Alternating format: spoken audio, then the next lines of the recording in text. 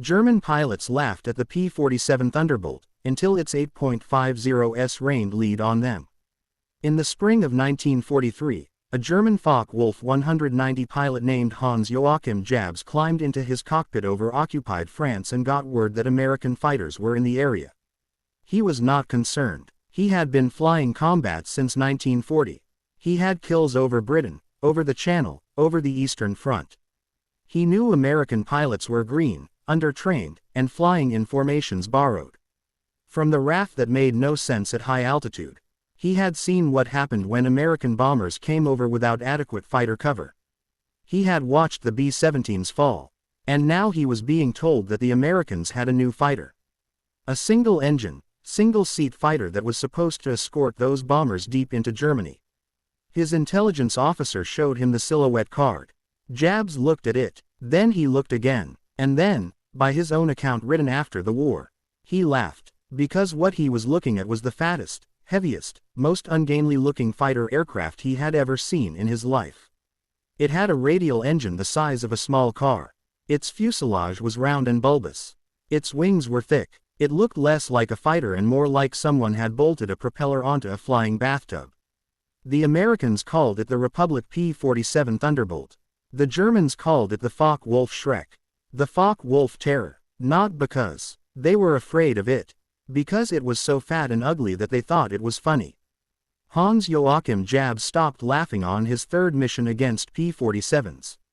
This is why. To understand what the P-47 actually was, you have to understand what the problem was that it was built to solve. By the summer of 1942, the United States Army Air Forces had committed to a doctrine that most of the world's air forces thought was suicidal. Daylight precision strategic bombing. The idea was straightforward in theory and horrifying in practice. Send large formations of heavy bombers, B-17 Flying Fortresses, B-24 Liberators, deep into Germany in daylight. Target specific industrial facilities. Destroy the German war economy from above. Force Germany to divert fighters and anti-aircraft resources away from the front lines. Win the air war before the ground war even began. The RAF, which had been bombing Germany for 2 years, had tried daylight bombing in 1939 and 1940 and had stopped after losing so many aircraft that the losses were unsustainable.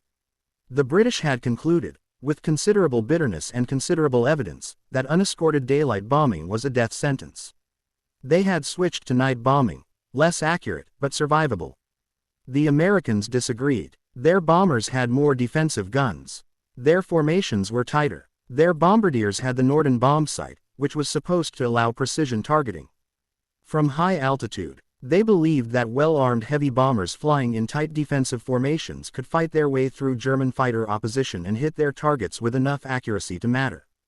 What they needed, what everyone understood they needed, was fighter escort.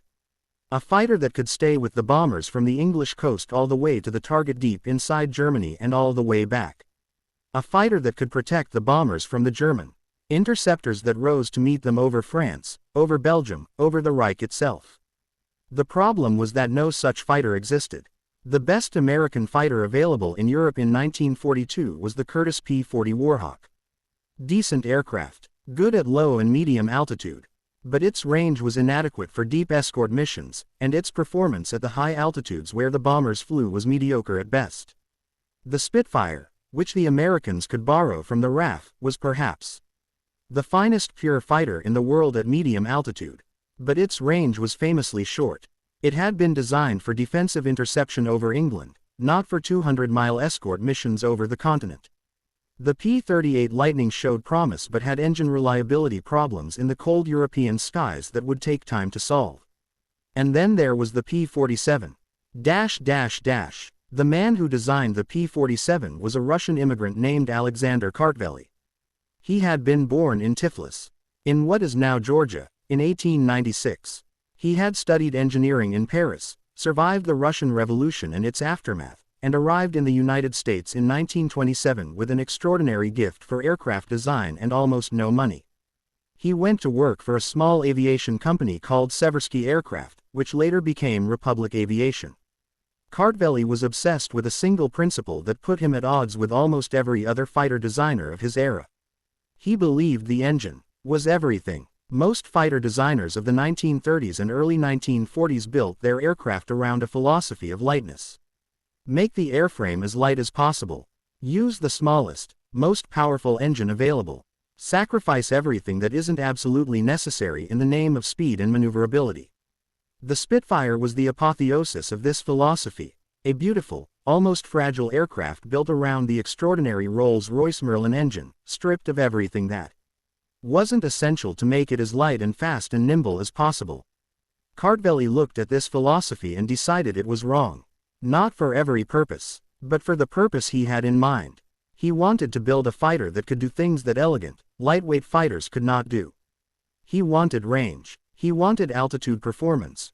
Real altitude performance, not just the ability to reach 30,000 feet but the ability to fight effectively up there. He wanted the ability to absorb battle damage and keep flying. And he wanted firepower, not 2 rifle-caliber machine guns in the nose, the way early Spitfires were armed. Real firepower. The kind of firepower that ended the argument quickly. The engine he chose was the Pratt & Whitney R2800 Double Wasp. It was a twin-row, 18-cylinder radial engine that displaced 2,800 cubic inches and produced, in its early versions, around 2,000 horsepower. It was enormous. It was heavy. And when Cartvelli designed an airframe around it, the result looked like exactly what it was, an aircraft built around a very large engine, with everything else added on afterward. The P-47 weighed over 7 tons fully loaded. For comparison, the Spitfire weighed about 3.5 tons. The Messerschmitt Bf 109, which was the backbone of the German fighter force, weighed about 3 tons. The P-47 was more than twice the weight of the fighters it would be fighting. In 1942, when the first P-47s arrived in England and the pilots and commanders of the 8th Air Force got their first look at them, the reaction was not enthusiastic. A pilot named Robert Johnson, who would go on to become one of the highest-scoring American aces in the European theater, wrote in his diary after his first look at the P-47, "It is the biggest, heaviest, ugliest thing I have ever been asked to fly as a fighter. It looks like it was designed by someone who had never actually seen a fighter aircraft." Johnson was not wrong that it was big and heavy. He was wrong about almost everything else. The first operational P-47 missions over Europe began in the spring of 1943. And the early results seemed to confirm everything the skeptics had said. In its initial configuration, the P-47 did not have the range to escort bombers deep into Germany. It could get the bombers from England to the Dutch coast and partway into Germany, then had to turn back. Beyond that point, the bombers were on their own. And the German fighter controllers knew exactly where the American escort fighters turned back. They had been watching. They had been calculating the range. When the P-47s reached their limit and turned for home, the German fighters waiting at higher altitude came down. The early losses were severe. In the summer and autumn of 1943, American bomber formations that flew beyond P-47 escort range suffered casualty rates that were, by any measure, unsustainable. The missions to Schweinfurt in August and October of 1943, targeting the ball-bearing factories that the Americans believed were critical to German war production, became defining disasters. On October 14, 1943, 60 American bombers were shot down in a single mission. 600 men, gone in one afternoon. Black Thursday, the crews called it. The 8th Air Force essentially suspended deep penetration missions after Black Thursday. The losses were too great. The doctrine of daylight precision bombing was facing the possibility of being abandoned entirely. What saved it was 2 things.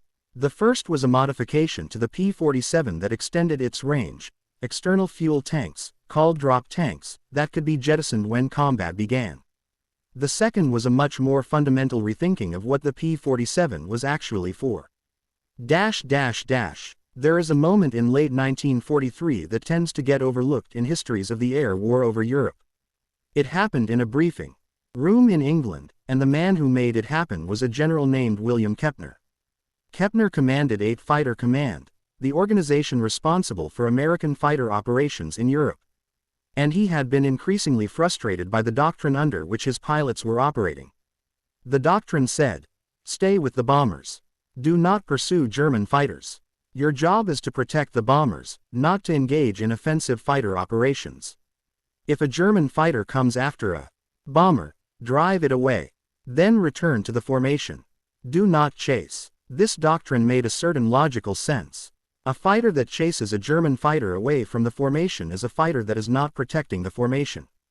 And the formation needed protection.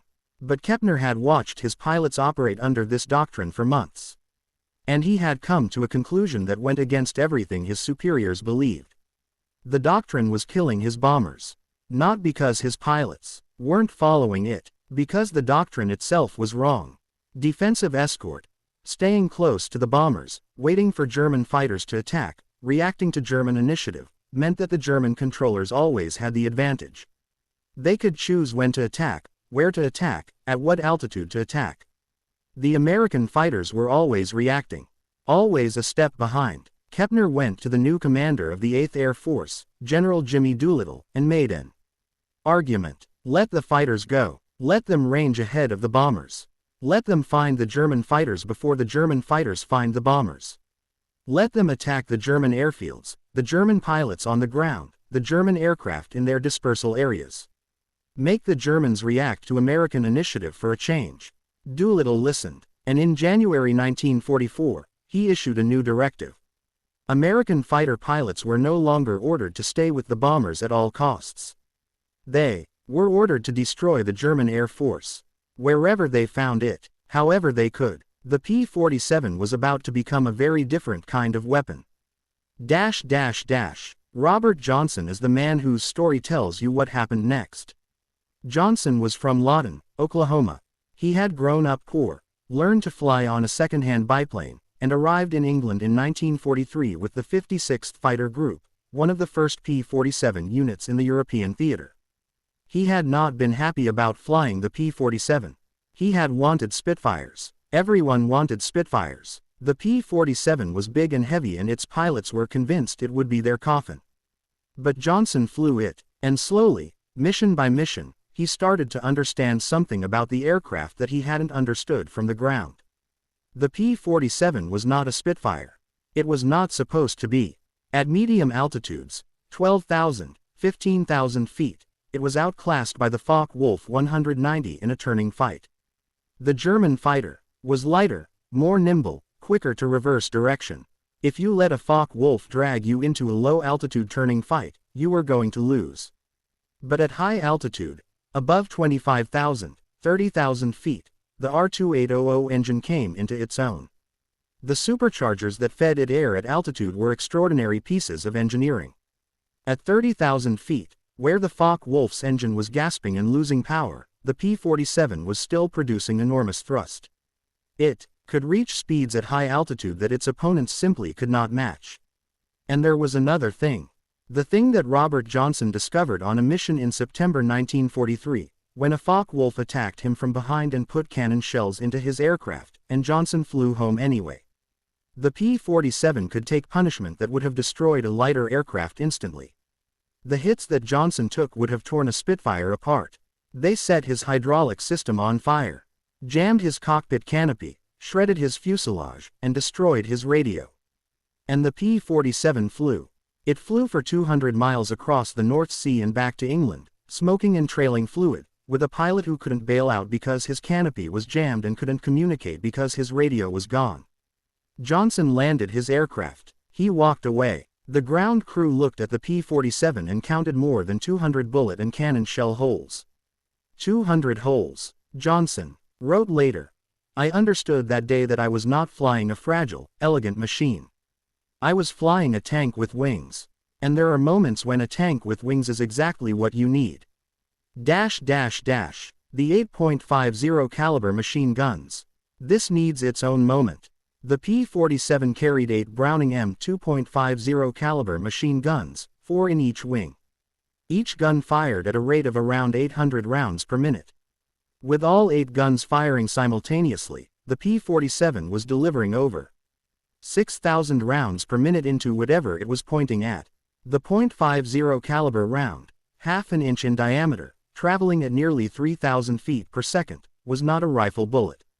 It was a projectile designed to destroy aircraft. It could punch through aluminum skin, through fuel tanks, through engine cowlings, through the armor plate behind a pilot's seat. It didn't just damage aircraft. It dismantled them. German pilots had been flying since 1939 against fighters, armed primarily with smaller caliber weapons. The early Spitfires carried 8.303 rifle-caliber machine guns, similar in concept to the P-47 arrangement but using bullets roughly half the diameter and a fraction of the destructive power. German aircraft designers had learned to build their airframes to absorb rifle-caliber hits. They had thickened the skin in critical areas. They had added self-sealing fuel tanks. They had put armor behind the pilot. None of that fully prepared them for what 8.50 caliber guns did to an aircraft in a 1-second burst. A 1-second burst from a P-47's guns delivered over 100 rounds. From the pilot's perspective, it was almost instantaneous, a brief, bright flash of the gun button, a ripple of recoil through the airframe. From the target's perspective, it was the end of the aircraft. Hans Joachim Jabs, the pilot who had laughed at the silhouette card in the spring of 1943, later described his first close encounter with P-47 gunfire. He said, "I had been hit before. By hurricanes, by Spitfires. You felt the hits, you assessed the damage, you decided whether to continue or break away. When the American heavy fighter hit my wingman, I did not see him take hits and assess damage. I saw his aircraft come apart. In 1 second, it came apart. The change in tactics that Doolittle authorized in January 1944 turned the air war over Europe on its head. P-47 pilots were now ranging far ahead of the bomber formations, hunting German fighters before they could reach the bombers.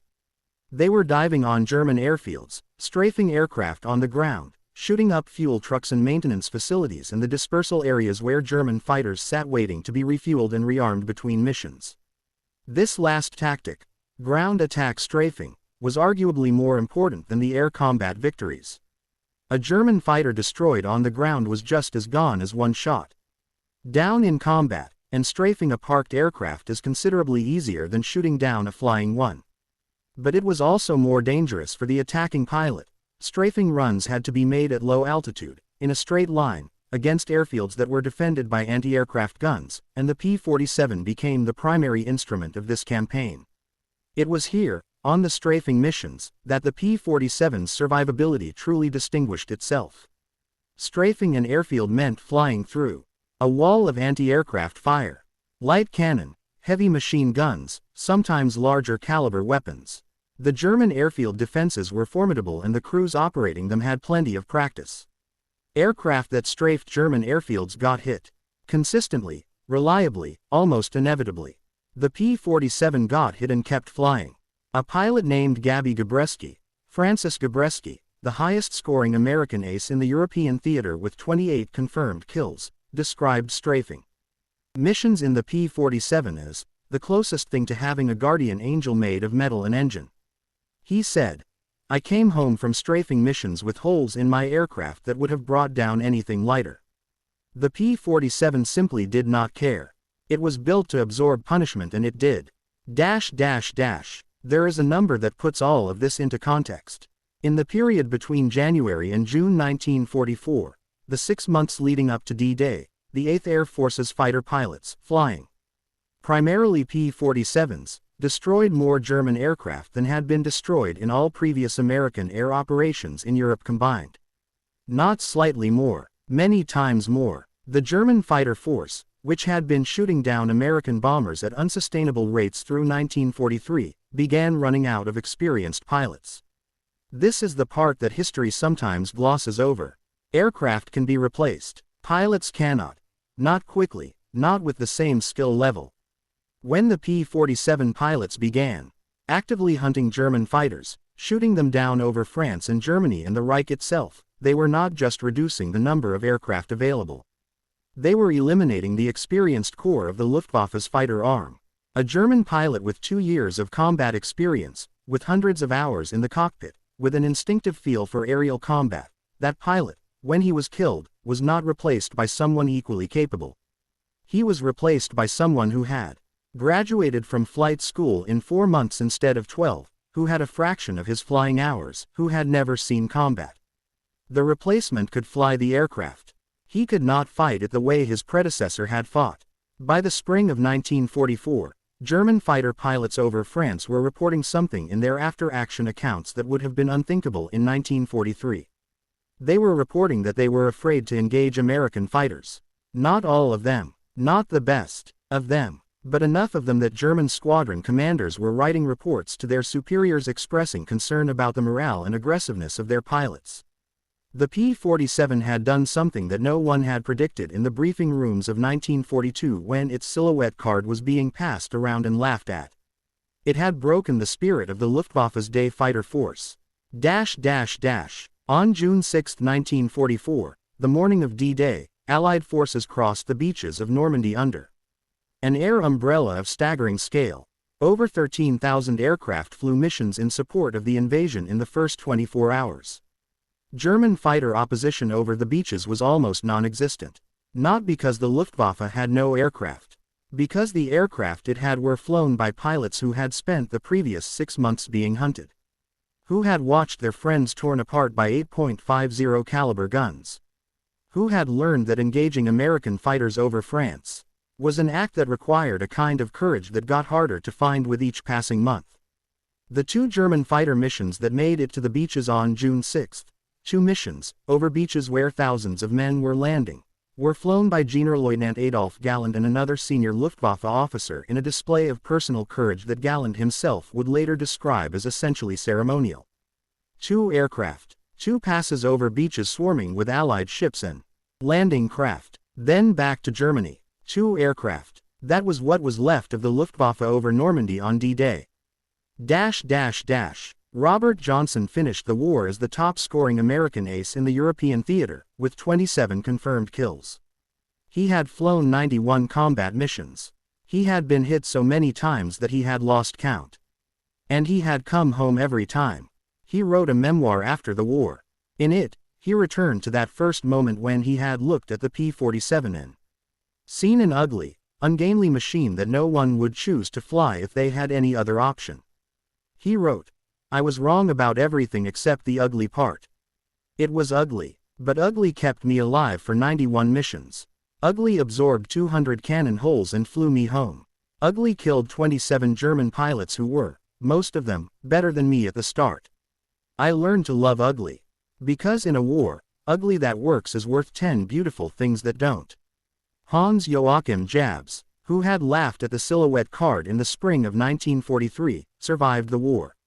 He finished as a decorated Luftwaffe ace with 28 kills. He never laughed at a P-47 again. In a post-war interview, he was asked what had surprised him most about American air power. He thought for a moment. Then he said, "The Thunderbolt. We thought it was a joke.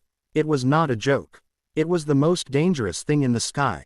The P-47 Thunderbolt flew 746,000 sorties in the Second World War. Its pilots were credited with destroying 11,874 enemy aircraft in the air and 9,000 on the ground. It flew more ground attack missions than any other American fighter of the war. Its pilots earned more than 2,900 air medals and more than 300 distinguished flying crosses. It weighed 7 tons. It had a radial engine the size of a small car. It was round and bulbous and ugly. And when you were inside it, with 8.50 caliber guns in your wings and 30,000 feet of sky beneath you and a German fighter in your gunsight, it was the finest machine in the world.